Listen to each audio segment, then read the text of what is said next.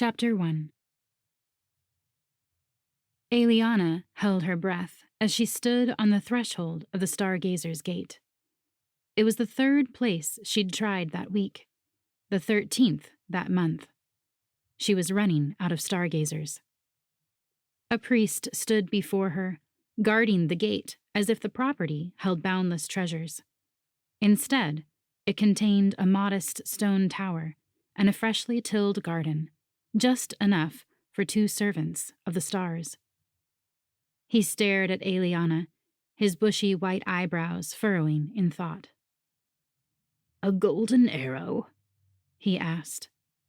"It would fit in your palm," she said. "It's meant for decoration, not as a weapon." He shook his head. "Can't say I've ever seen one. Not since I've been here." Eliana bit her lip, and the old man's frown shifted to a fatherly smile. "I've only been here 30 years, though. I could be wrong." He patted her shoulder. "Come in from the cold. Just because the stars aren't out doesn't mean we can't pray over what ails you. The stars are more likely to help than an old arrow." She tried to refuse, but he tugged on her arm, drawing her into the sanctuary of the tower. Stone walls interspersed with narrow windows rose high to reveal a small opening at the tower's zenith. At night, it would reveal the dance of the stars, and worshippers would come to bow and pray. But for now, it showed blue sky and the edge of the sun. "So many priests and priestesses put stock in old artifacts," the priest mumbled. "Too much stock. They're objects, nothing more. Here is where you can find comfort and aid." He gestured at the dirt floor, and Eliana reluctantly kneeled. She wasn't opposed to the faith. She'd spent a fair amount of her youth in stargazers because her guardians had no intention of raising her. Back then, she'd thought Arvid and Vera were lazy. She hadn't realized they'd been biding their time, waiting for her to become useful. In the meantime, she'd grown to love the priests and priestesses who'd guided her, or really saved her, from the darkness her guardians sought. Those years of Arvid and Vera's neglect had been peaceful compared to the last 4 years. "Sometimes I find my daytime worship even more restful, without all the crowds," the priest continued, half grunting as he kneeled beside her. "There's something magical about it." Eliana choked back a bitter laugh.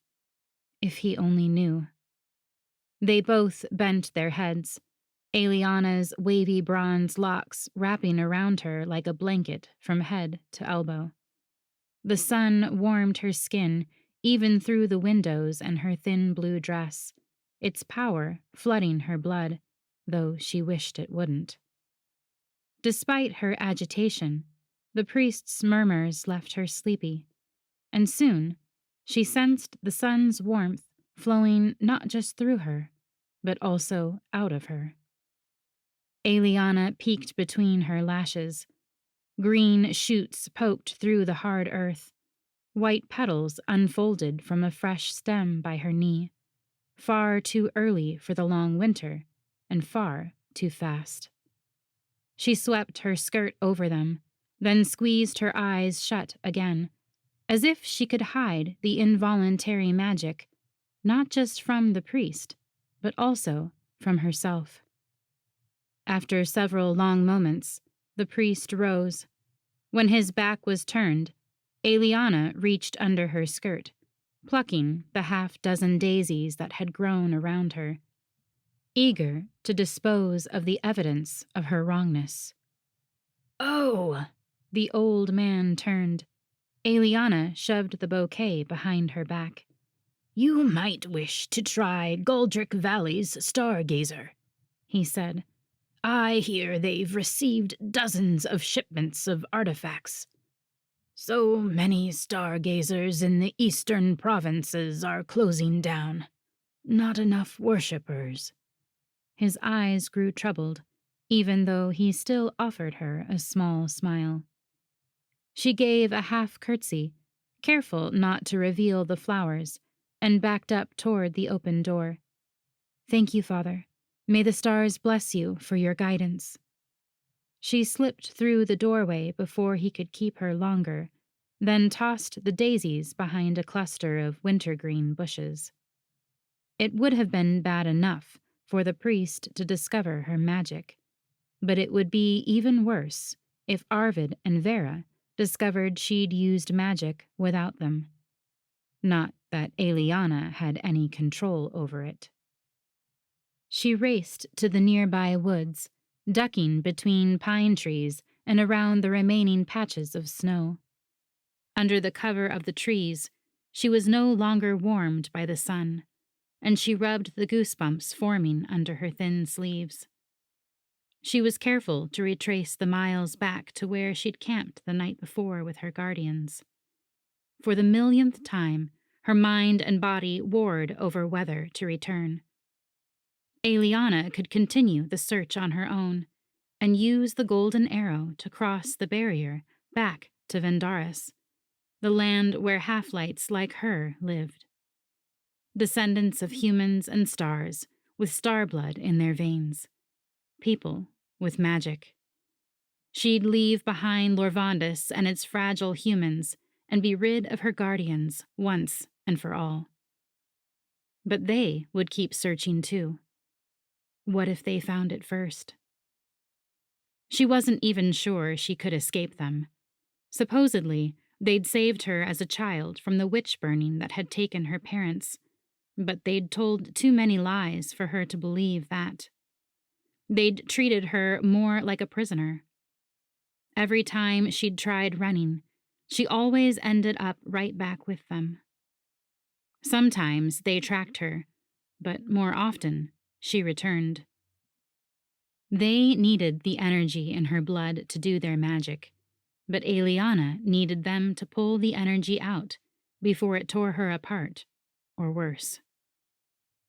She tripped over a root and caught herself on the sharp branch of a tree, the cut across her palm bringing fresh pain, followed by a hint of relief. The scent of iron met her nose, and she shook away the desire to examine the wound, to squeeze out more blood for more relief. As the energy built in her blood, it was like steam rising to fill a room. Releasing it would be like lancing a boil. The pain would be worth it. But that was Arvid and Vera's way, not hers. She tore off the hem of her skirt, wrapping it tight to cover the wound and stem the flow. Her hands trembled with the effort, more from the mental control it required to staunch the flow of energy than any physical pain. She sat for a moment, closing her eyes and counting out 10 shaky breaths. Accidentally growing daisies was one thing. Her blood was fairly harmless when contained in her body. But once the blood was removed, she shuddered. Her guardians had used it for unspeakable things. And when she'd tried running, she'd unwittingly done far worse. "What are you doing?" Eliana started at the sharp voice, the familiar tone filling her with hatred. She tucked her injured hand behind her back as she turned to face Vera, who stood several feet away, arms crossed over her ample chest. "We've been waiting all morning. It shouldn't take that long to check one measly stargazer." The older woman grunted as she turned her stout frame back toward their camp. Eliana bit back her retort. They'd slept within 2 miles of each of the stargazers her guardians had checked, but Eliana's had been twice that distance. She slowed her pace to match Vera's shorter legs. "Well, did you find anything?" Vera asked. "Nothing," Eliana said, hiding her smile. If Vera had to ask, That meant they hadn't found it either.